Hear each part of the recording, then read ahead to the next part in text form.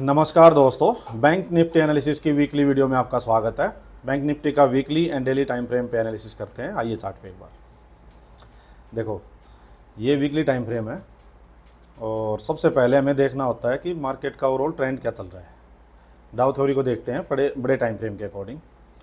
देखो, last week भी हमने यही चीज़ डिस्कस की थी कि क्या बैंक निफ्टी अपने प्रीवियस जो लॉज हैं उनको रेस्पेक्ट कर रहा है और नए हायर लॉज बना रहा है और नए हायर हाइज बना रहा है। देखो, यहाँ से हम जब भी करते हैं एनालिसिस, ये देखो हायर हाई बन रहे हैं, ये हायर लो बना, फिर मार्केट यहाँ गई टॉप पे, फिर एक ये हायर लो, इसको लगाओ, नेक्स्ट हायर हाई बना, देन मार्केट ने इस पिछले जो अपना ये लो था इसको रेस्पेक्ट किया है।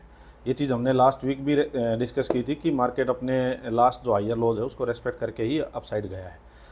सो अब अपने को देखना क्या है वीकली में। देखो, हम जो इंट्राडे जो लोग करते हैं उनको वीकली में ही देखना है कि एक तो ट्रेंड क्या है। तो मार्केट का ट्रेंड जो हो वो अप ट्रेंड है, ये कंफर्म है वीकली के हिसाब से। मार्केट में स्ट्रेंथ है बाइंग साइड की।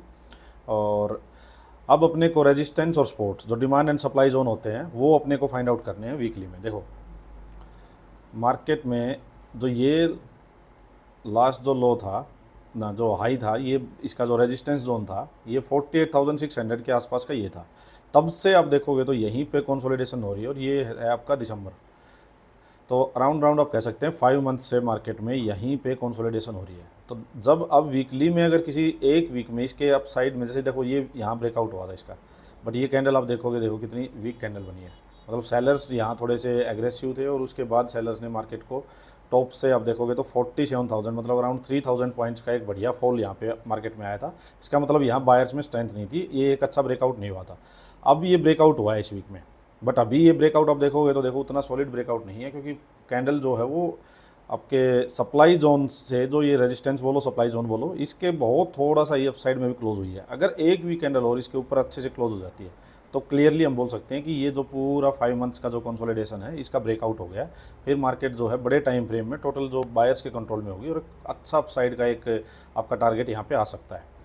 सो जो लोग चार्ट पैटर्न देखते हैं उनके लिए मैं एक चीज़ बता देता हूँ। देखो, ये यहाँ से आप देखोगे ये आपका कप हो गया और इसको एक आप हैंडल बोल सकते हो। सो ये आपका एक cup and handle type pattern भी बन जाएगा। इसका ब्रेकआउट होगा तो टारगेट्स फिर इसके अकॉर्डिंग इसके टारगेट्स आएंगे। तो काफ़ी अच्छे बड़े टारगेट्स यहाँ मैं देख रहा हूँ अगर इसका अच्छे से ब्रेकआउट हो जाता है तो ये चीज़ आपने देख ली कि मार्केट का जो ट्रेंड है वो अप ट्रेंड है बड़े टाइम फ्रेम में। अब आपको डेली टाइम फ्रेम में जाके ट्रेड तो छोटे टाइम फ्रेम में लेना है, तो वो आपको कैसे लेना होगा उसके लिए एक बार डेली टाइम फ्रेम में एनालिसिस करते हैं। देखो, एक बार देखो डेली टाइम फ्रेम में एक बार मैं कुछ चीज़ें समझाता हूँ।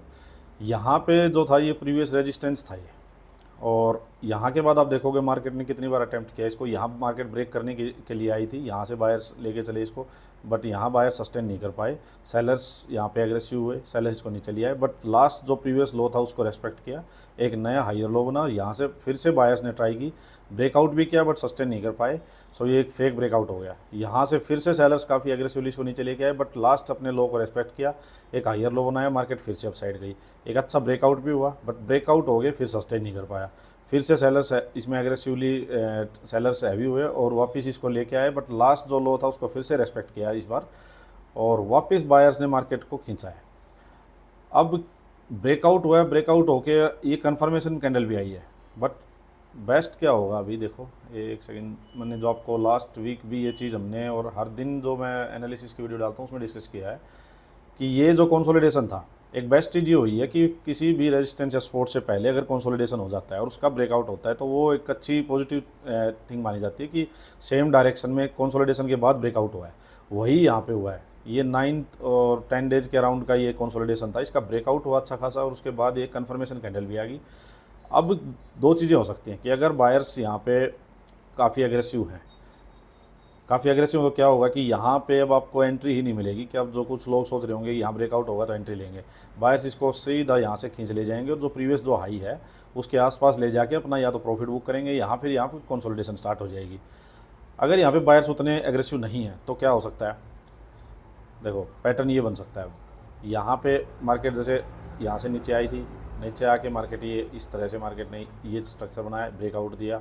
अब हो सकता है एक बार एंट्री देने आ जाए मार्केट और फिर वापस ये इस अपने प्रीवियस जो आई था उसके पास जाए। एक पैटर्न तो ये बन सकता है जो कि एक अच्छा परफेक्ट पैटर्न होगा, इसमें सबको एंट्री मिलेगी, बायर्स को भी एंट्री मिल जाएगी। तो अगर अब मार्केट एक दिन में 2 दिन में कभी भी अगर इस नियर बाई इस डिमांड जोन, अब ये डिमांड जोन बन चुका है 48,250, इसके आसपास अगर मार्केट आती है तो ये एक बायर्स का जोन होगा।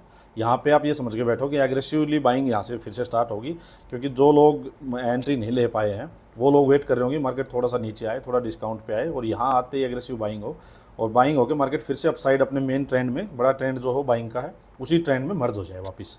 एक तो ये होगा, ये बेस्ट सिनेरियो होगा कि मार्केट नीचे आएगी तो हम यहाँ पे अपना बाइंग करेंगे। अब इसमें आपको करना क्या है, मान लीजिए हो सकता है कि मंडे या ट्यूसडे जब भी मार्केट नीचे आने लगे तो आप ये मत सोचना कि ये एकदम से ट्रेंड चेंज हो गया, ट्रेंड चेंज नहीं है। यहाँ से जब नीचे मार्केट आएगी तो उसको हम रिवर्सल का ट्रेड प्ले करेंगे, ये ध्यान रखना है, क्योंकि आपके बड़ा टाइम फ्रेम माइंड में होना चाहिए, इंट्राडे में तभी ट्रेड कर पाओगे। अब कुछ लोग ये सोच लें कि यहाँ पे जैसे ही कोई रेड कैंडल दिखी और सेलिंग के ट्रेड में लेके और डायरेक्शनल या पोजिशनल ट्रेड लेके बैठ के, वो लोग बहुत बड़ा लॉस इसीलिए खा लेते हैं कि वो लोग सोचते हैं कि मार्केट का ट्रेंड ही चेंज हो गया, जबकि बड़ा टाइम फ्रेम उनके माइंड में होता नहीं है। तो हमेशा बड़ा टाइम फ्रेम देखो कि मार्केट जब भी नीचे आएगी तो पहले इसको ये फेस करना पड़ेगा, ये पूरा कंसोलिडेशन जोन जो है ना, ये स्ट्रॉन्ग बाई जोन बन चुका है। यहाँ पे एग्रेसिव बायर्स बैठे हुए हैं, इसके जितना नज़दीक मार्केट आती जाएगी उतनी एग्रेसिवली बाइंग स्टार्ट हो जाएगी फिर से। तो आप यहाँ से जब भी कोई आपको सेलर्स की कोई एक या रेड कैंडल दिखे या कोई भी हल्का फुल्का सेलिंग प्रेशर लगे, तो आप उसको माइंड में ये प्ले करना कि ये सिर्फ एक एंट्री के लिए जा रही है कैंडल, और जब भी इसके नियर बाई आए तो अपना सेलिंग की पोजीशन काट के और यहाँ अपनी बाइंग की पोजीशन बनाना स्टार्ट कर देना। इस तरह से मार्केट में ट्रेड करना इंट्राडे में। सेलिंग का जब तक एग्रेसिवली कब तक सेलिंग नहीं होगी, जब तक ये जो ब्रेकआउट कैंडल है, ये कंसोलिडेशन का ब्रेकआउट इस कैंडल ने किया है, इसका लो जो 47,900, ये जब तक ब्रेक नहीं होगा तब तक इसमें एग्रेसिव सेलिंग नहीं होगी, ये बात ध्यान रखना। तो अब दोनों चीज़ें हैं कि अगर बायर्स एग्रेसिव होंगे तो क्या होगा कि मार्केट मान लीजिए यहीं कहीं जहाँ 49,000 के अराउंड मार्केट की क्लोजिंग है, इसके आसपास मार्केट ओपन हो जाती है, तो अगर इसको जो प्रीवियस डे की कैंडल का हाई है वहाँ थोड़ी देर कंसोलिडेशन देके अब साइड ब्रेक करिए, मान ली 49,000 के आसपास मार्केट ओपन होती है, तो 49,000 को थोड़ी देर मार्केट होल्ड करे, होल्ड करके एक रेंज बनाए, रेंज का फर्दर अप साइड ब्रेक हो तो आप समझ जाना कि बायर्स काफ़ी एग्रेसिव है, मार्केट नीचे आने के मूड में भी है नहीं और सेलर्स नहीं है एग्रेसिव यहाँ पे। सो मार्केट में आप ठीक है अपनी बाइंग की पोजीशन लेना, बट डायरेक्ट पोजीशन की एक ग्रीन कैंडल ओपन होती दिखी उसमें मत लेना। हो सकता है मार्केट एक बार ग्रीन कैंडल दिखाए और वहाँ बायर सस्टेन ना कर पाए उस चीज़ को, मार्केट वापस यहाँ पे एंट्री देने के लिए आ जाए। उसके दो रीज़न है, एक तो जो ये जिन लोगों ने ब्रेकआउट वगैरह कराया है, हो सकता है कि ये लोगों को 1000 पॉइंट्स के करीब तो ये ऑलरेडी आपको प्रॉफिट में बैठे हैं वो लोग, हो सकता है अपना 49,000 के पास जिनका शॉर्ट टर्म व्यू हो वो प्रॉफिट बुक कर ले, तो मार्केट इस वजह से यहाँ पे एंट्री देने आ सकती है। सो यहाँ पे कंसोलिडेशन होने देना, 49,000 के लेवल को होल्ड करने देना, होल्ड करके मार्केट अगर अब साइड ब्रेक करे फिर से तो आप ठीक है बाइंग अपनी कंटिन्यू रखना। सेकंड थिंग, अगर 49,000 के पास मार्केट कंसोलिडेट करके डाउन साइड ब्रेक कर देती है तो आप समझ जाना कि रिवर्सल का ट्रेड है सेलिंग का, और उसको रिवर्सल की तरह ही प्ले करेंगे हम। देन जहाँ भी नीचे स्पॉट आती जाए 200-250 पॉइंट के पास, आप अपना ट्रेड अपना एग्जिट करते रहना, पोजिशनल लेके मत बैठना सेलिंग साइड के ट्रेड में। सो इस तरह से आप इंट्राडे में, अब इनके लेवल्स क्या होंगे कि किस लेवल पे जाके मार्केट को अब आपको वॉच करना है, कहाँ आपके रेजिस्टेंस और सपोर्ट क्या होंगी। अब जब अप ट्रेंड में मार्केट है तो अब ये ध्यान रखना कि मैं बार बार बताता हूँ कि रेजिस्टेंस को मार्केट उतना रेस्पेक्ट नहीं करेगी, अपनी सपोर्ट को बहुत रेस्पेक्ट करेगी। रेजिस्टेंस के पास मार्केट थोड़ा कंसोलिडेट करेगी और बायर्स उसको एकदम से ब्रेक कर देंगे और अप साइड मार्केट्स आती रहेगी। जहाँ भी नीचे बट मार्केट आएगी वहाँ भी सपोर्ट के पास आते ही मार्केट कंसोलिडेट करके अप साइड वापस आएगी, तो अपनी सपोर्ट को काफ़ी रेस्पेक्ट करेगी मार्केट, ये ध्यान रखना। अब देखो हम आपको बताऊँ कि एक बार मार्केट के लिए जो इंपॉर्टेंट जो लेवल्स होंगे अप साइड के, जो रेजिस्टेंस होगा, जो ये जो वीकली कैंडल है, देखो वीकली कैंडल बहुत इंपॉर्टेंट रेजिस्टेंस और आपके सपोर्ट का काम करेगी, क्योंकि यहाँ से इसमें टोटल आप देखोगे तो सेलर्स ही थे, यहाँ बायर्स का नामो निशान नहीं है। तो इस कैंडल का जो हाई है ना, जो ये अराउंड 49,250, ये एक इंपॉर्टेंट रेजिस्टेंस का काम करेगा। यहाँ पे जब मार्केट आएगी तो यहाँ बायर्स या तो कंसोलिडेट करें, कंसोलिडेट करके इसको अपसाइड ब्रेक करें तो ठीक है बाइंग कंटिन्यू रहेगी। यहाँ अगर इस बायर से सस्टेन नहीं हुआ ये लेवल तो हो सकता है बायर्स यहाँ थोड़ी देर कंसोलिडेट करके डाउन साइड ही ब्रेक कर दें, तो अपना रिवर्सल का ट्रेड प्ले करना। सो माइंड में ये चीज़ रखना। ओवरऑल मार्केट जो है वो अच्छी बुलिश जोन में दिखाई दे रही है कि यहाँ से इस लेवल का देखो 2-3 बार मार्केट अटैम्प्ट किया है कि इसको ब्रेक कर दें, बट मार्केट से ये ब्रेक नहीं हुआ था। 1-2 बार, वीकली में बात कर रहा हूँ मैं, 1-2 बार अटैम्प्ट कर चुकी है मार्केट, ये ब्रेक नहीं हुआ था, थर्ड टाइम ये ब्रेक कर दिया अभी।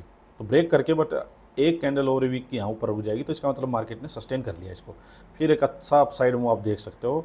और अगर ये इससे सस्टेन नहीं हुआ मार्केट से फिर से डाउन साइड आ गई और ये जो लास्ट जो स्विंग बना हुआ है 47,000 के अराउंड का, ये अगर ब्रेक हो जाता है तो मार्केट वही फिर सेल ऑफ में चली जाएगी। सो इस तरह से ये व्यू बना के आप अपना वीकली का व्यू और आपका डेली का व्यू इस तरह से आप इसको ट्रेड करना। एक बार मैं आपको कुछ लेवल्स और दे देता हूँ। देखिए ये जो कंसोलिडेशन का जो पूरा है जो जोन है, अब लास्ट जो सपोर्ट रहेगी मार्केट के लिए 48,250, 48,250, 300, ये स्ट्रॉन्ग आपका डिमांड जोन रहेगा। जब भी मार्केट इसके आसपास आएगी तो एग्रेसिव बाइंग होगी। टॉप में मैंने बता दिया आपको 49,000 फर्स्ट आपका जो लेवल है वो, उसके पास में मार्केट कंसोलिडेट होकर अप साइड जाती है डाउन साइड जाती है वो वॉच करना। एंड देन 49,250, ये जो लेवल्स हैं अब ये काफ़ी इंपॉर्टेंट लेवल्स रहेंगे। सो इन लेवल्स के पास मार्केट को कंसोलिडेट होने देना और उसी अकॉर्डिंग आप अपना ट्रेड प्ले करना। चलिए आज के लिए इतना ही, डेली एनालिसिस वीडियो में मिलते हैं। Thank you.